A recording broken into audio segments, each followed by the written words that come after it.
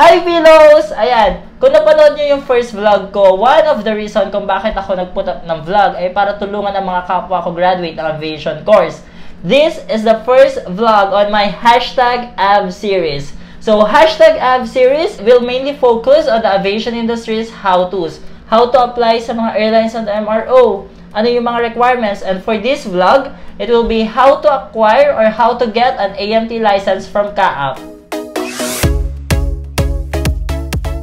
Bilang AMT graduate or Aircraft Maintenance Technology graduate, pride natin na magkaroon tayo ng AMT license mula sa CAAP and magagamit rin naman natin ito sa ating mga trabaho. Pero paano nga ba kumuha ng lisensya mula sa CAAP?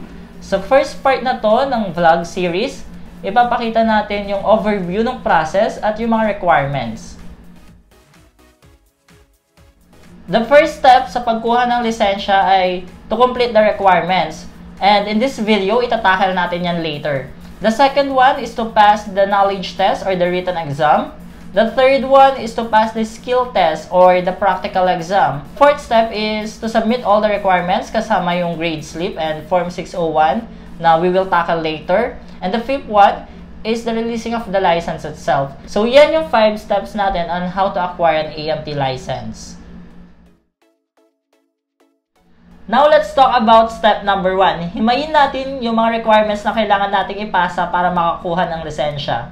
This is applicable sa mga associates and BS graduate. So, COG or Certificate of Graduation, Diploma, and TOR na makukuha nyo sa mga college registrar.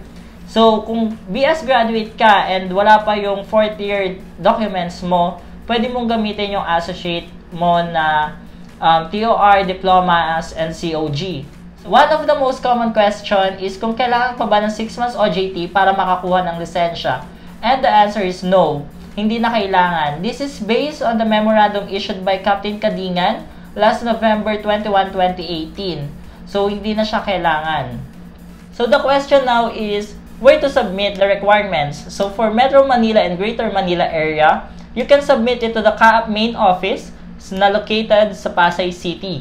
So for those outside Metro Manila and Greater Manila area, I will update you once na nakapunta ako doon dahil I will submit my requirements as well and magtatanong-tanong rin ako doon ng mga FAQs or frequently asked questions. So this is the first part of our 6 parts how to get AMT license sa CAAP. And on my next vlog, pupunta tayo sa CAAP para ipasa yung requirements natin and we'll see kung paano yung magiging proseso and kung gaano siya katagal and kung may babayaran ba. So, if you have any questions, just comment it below and don't forget to subscribe. Click subscribe.